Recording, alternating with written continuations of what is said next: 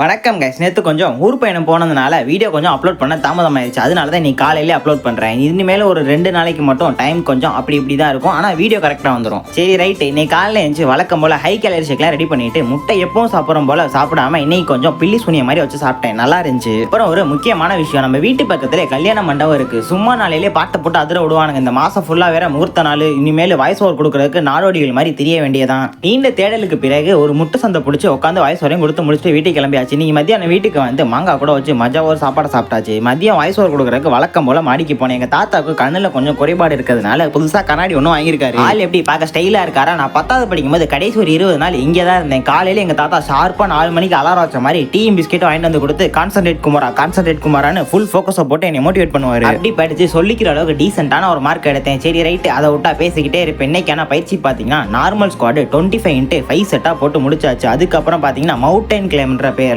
ஏதோ ஒரு காமெடி பண்ணிட்டு இருந்தேன். அதுக்கப்புறம் நார்மல் புஷ்அப் 37 புஷ்அப். இதுக்கே பாடி எடுத்தாய் லைட்டா கை காலெல்லாம் உதற ஆரம்பிச்சிருச்சு. சிறிதளவு ஓய்வு எடுத்ததுக்கு அப்புறம் ஒரு நார்மல் புல்லப் 5x2 செட்டா போட்டு அதை முடிச்சாச்சு. அவ்வளவுதான் நண்பர்களே, இன்னைக்கான வீடியோ ஓவர். நாளைக்கு வீடியோ கொஞ்சம் தாமதமாக வரும், ஆனால் வந்துடும். பாய்.